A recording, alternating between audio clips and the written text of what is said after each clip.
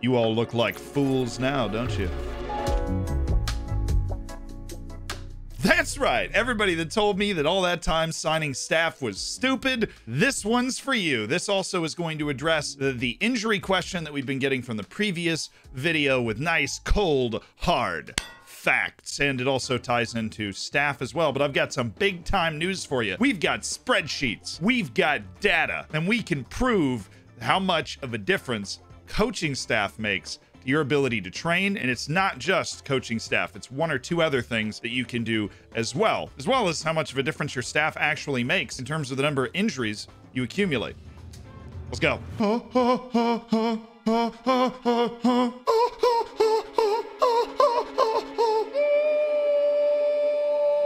That's right, we got a big old sheet full of a bunch of current abilities and potential abilities. For you to understand what we are about to look at, to talk about how important coaches are for player development, you need to understand one thing. That is that players in Football Manager are assigned a current ability between 1 and 200. This current ability is what determines how their attributes go up, go down, or stay the same, as long as it's not changing. The current ability of some of the best players in the world, Lionel Messi at his absolute peak, I think hit like 197 out of 200, but that is essentially the measure of how good a player is in Football Manager without the finer tooth how a guy fits into the system sort of stuff. And that is what we are looking at here, is the current ability of a player and then the current ability of a player at the end of a season. Potential ability is also on a scale of 1 to 200, so when a player comes into the game, their current ability will be like 80 and their potential ability will be like 175, right? And the whole rest of their development, they're trying to close that gap. Well, guess what? Coaching staff makes a really tremendous difference. So what we did is we had a bunch of players all with the same starting current ability, and that is on the left here. That's the 79. And you can see we're in La Liga. You got a bunch of different, La Liga clubs. Atletico Madrid's in here, Real Madrid's in here, Real Sociedad here. All these columns are gonna drive me crazy. And we are Alaves, so our team is Alaves essentially. And so here are all of the players up the top. Here are the players that are on the bench. Those are their current abilities given the facilities and the coaching staffs and everything else, except in this Alaves column, which I am going to bold for you. I can't. My training team didn't trust me to edit the sheet. I don't think you have the facilities for that, big man. And then if you follow, because this is all the stuff at the end of the season, this is the current ability change of our club, Alaves, who we're controlling all the variables for. That's the current ability after the season. So the total change, as you can see, compared to every other club in the Liga is bad in this first table. That's because this first table is with just average coaches who are 10 at everything. Basic training, and no individual training has been included here. So you have coaches that are 10 at everything, the game is assigning the training for you, and there is no individual role training going on amongst the players. So it's come in absolutely worse than the league at 226. But let's bring it on down to the second table where you can see the first of our few magic tips that make training work in action. We see Alaves ended up with a total current ability gain of 242. Only one thing changed. The coaches got better. That's right, the coaches being improved added 16 to the ending current ability. Basic training, no individual, anything else, and with coaches, Alaves has almost climbed from the worst training in the league. Still matters. This with the best coaching staff in the league and nothing else going on. Then we scoot on down to the next table and you can see the subscribe button. You actually have to hit it to unlock the results of this test, because tests like these take time. I'm just kidding, but it'd be nice though. When we go to table 3, we see Alaves, and we have gained another 20 points to the current ability of the season, right? We've gained another 20 points, and this is just changing general training. This is Alaves. Our facilities are not as good. We've added 20 more points to the current ability of our training by just adding our training regime. No individual training added at all. That is the statistical difference that we're seeing when we run these tests. Now look, I know what standard deviation is, and this is within the standard deviation from 226. But as we continue to trend upward, you see that the combination of all of the different things that we're going to talk about today can help take your training from just absolutely awful to actually fantastic without even great facilities. This is the actual difference in player development and player attribute gain that we see from running the training regime.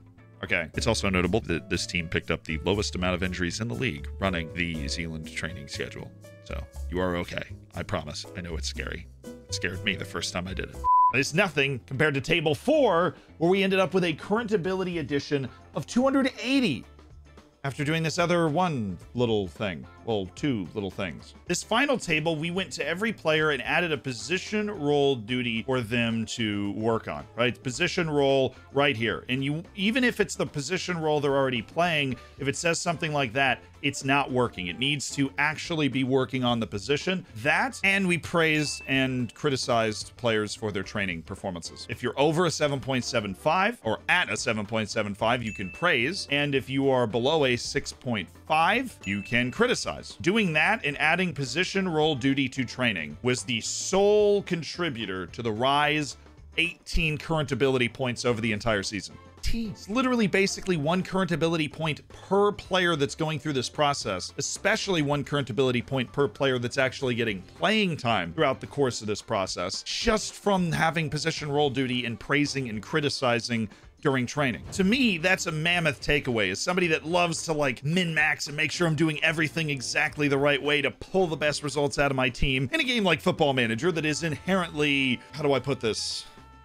Luck-based. That was harsh and tough, and a very brutal experience for our defense. The coaches showed an increase, then the training regime showed an increase, then the position role praising and criticizing training showed an increase, straight up for Alaves, until we were developing players just as well in the last season as some of the biggest clubs in Spain. Barcelona had a down year through these simulations. In this particular simulation, only developed 4 more current ability than we did. Barcelona. Real Madrid only got 5 more current ability than we did. They're playing on all these fancy competitions and stuff. So, for you visual learners, coaches, and having good coaches in particular, makes a difference when it comes to player development and gaining in their current ability. Also, making sure they're training in a specific position and role, even if it's one they're already a natural at, makes a significant difference. Zealand's training schedules, not the only great training schedules out there. There are a lot of great people that have done great work on training. Find the one that's best for you, but our training schedules, we have shown, are able to add to your current ability and development of players significantly by 20. And praising and criticizing, of course.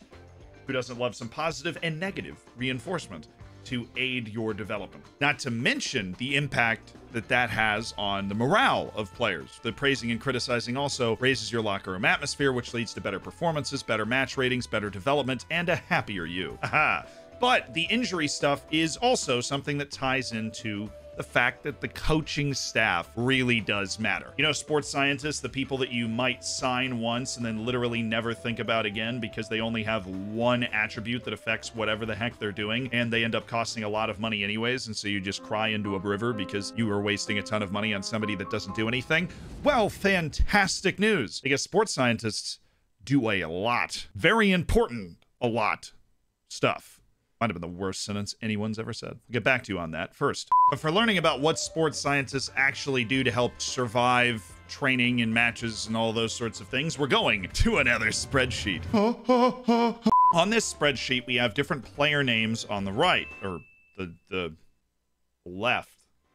On the right, you can see their injury proneness, their stamina, their natural fitness. I'm just going to pretend not to be offended by the 18 injury proneness they've given Pulisic out of 20. They ask you how you are, you just have to say that you're fine. But also the stamina and natural fitness of each individual player is there. And here's a snapshot of the entire table so that when we are done talking about it, you can look at it for yourself. Also, here's a snapshot of the other table in 4 pieces so you can look at it when we're done, for you to peruse by yourself. So what we wanted to find out was the impact that sports scientists have on fatigue. Fatigue not only affects the sharpness of your players in matches, the higher the fatigue, what we've all learned from clicking over to this lovely medical center, the higher the fatigue, the more dangerous it is for your players. Like, if this stuff gets low, the injury risk is up. So fatigue starts at minus 500. This is like golf. Low score wins, right? The lower the score, the better. And at the bottom of each of these tables, we see the aggregate number, the average number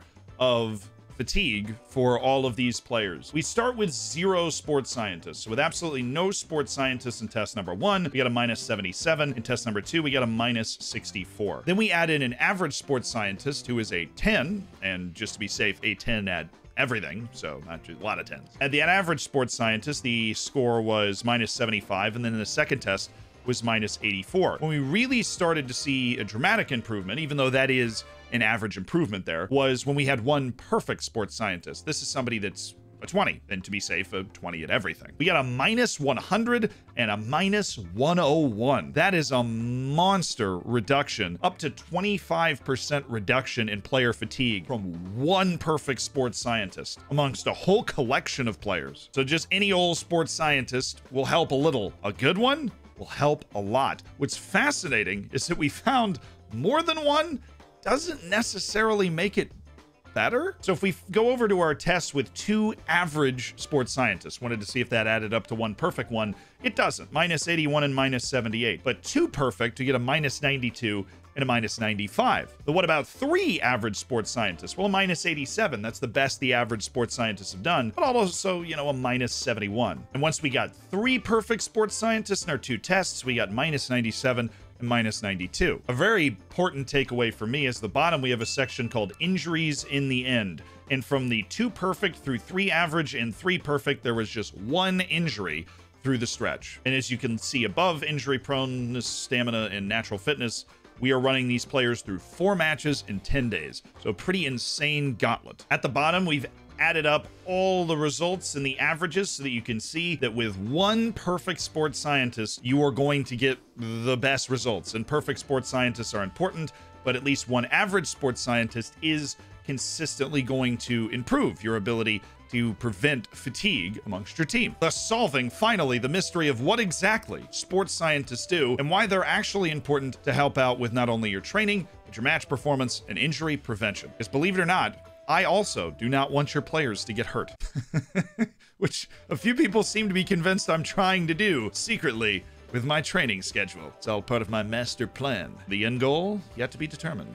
I know what you're thinking. We didn't use enough players, and that's why more sports scientists didn't matter. So we literally went and added more players and ran it with the 2 perfect sports scientists and the 1 perfect sports scientist. And guess what? The averages both came out to minus 98, which is still below our average of minus 100.5 with 1 sports scientist. So as long as you've got 1 good head of sports science, you're basically okay. Now, I am still skeptical that we've been able to figure out everything that sports scientists do here, but my training guru staff, like the training team at Zealand Corp, will actually recommend to you to only sign 1 sports scientist as your head of sports science and just not sign any other one. Just 1 for your senior team, 1 for your reserve team, 1 for your U18s. You're good, because apparently there's no added returns to your fatigue reduction with more sports scientists, no matter how many players you add. I mean, we added like 7, 8 more players. I can count. 1, 2, 3, 4, 5, 6, 7.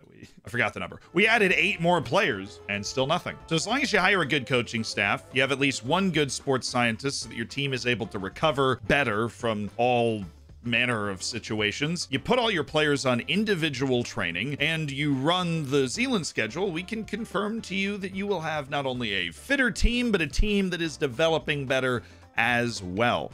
Now, questions about whether physios affect this sort of stuff. Now, physios work with players after they get injured, and it's something I'm going to talk about in another video. What's coming up in the training series, though, is how to fully properly develop players. This includes an entire training set of schedules for your youth teams, which is going to be awesome. And then we're going to round everything off with a complete guide to training, which will obviously be referencing all of these videos you've already watched. If you do not know what training schedules I'm talking about, this video lays out my best training schedule that the training team at Zealand Corp has come up with. So if you haven't seen it, check that out next. I'll see you on stream.